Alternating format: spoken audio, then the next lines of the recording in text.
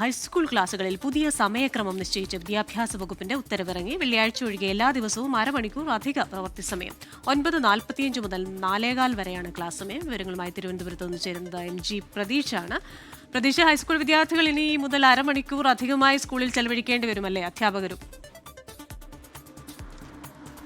Christina, കേന്ദ്ര വിദ്യാഭ്യാസ നയത്തിന്റെ ഭാഗമായാണ് സംസ്ഥാനത്ത് ഈ അധ്യയന വർഷം മുതൽ ഹൈസ്കൂൾ ക്ലാസുകളിൽ പുതിയ സമയക്രമം നിശ്ചയിച്ചിട്ടുള്ളത്. 8 മുതൽ 10 വരെയുള്ള ക്ലാസ്സുകളിൽ ഉള്ള കുട്ടികൾ ഈ ഓരോ ദിവസവും അരമണിക്കൂർ അധികം ഈ പ്രവൃത്തി സമയമായിരിക്കുമെന്നതാണ് വിദ്യാഭ്യാസ വകുപ്പിന്റെ ഉത്തരവിൽ പറയുന്നത്. രാവിലെ 9:45 ക്ലാസ്സുകൾ ആരംഭിച്ച് 4:45 ക്ലാസ്സുകൾ അവസാനിക്കുന്നത്.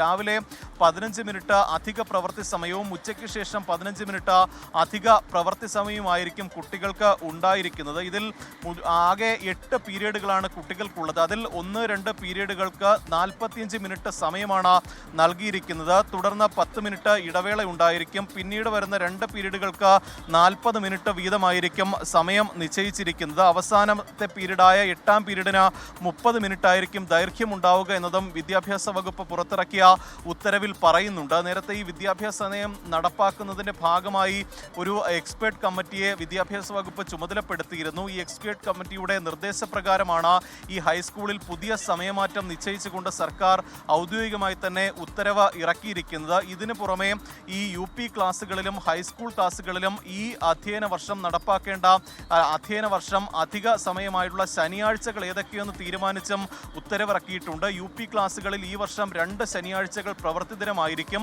ഒപ്പം ഹൈസ്കൂൾ ക്ലാസ്സുകളിൽ 6 ശനിയാഴ്ചകൾ പ്രവൃത്തി ദിനമാക്കിക്കൊണ്ടും സർക്കാർ ഉത്തരവിറക്കിയിട്ടുണ്ട്. ക്രിസ്റ്റീന.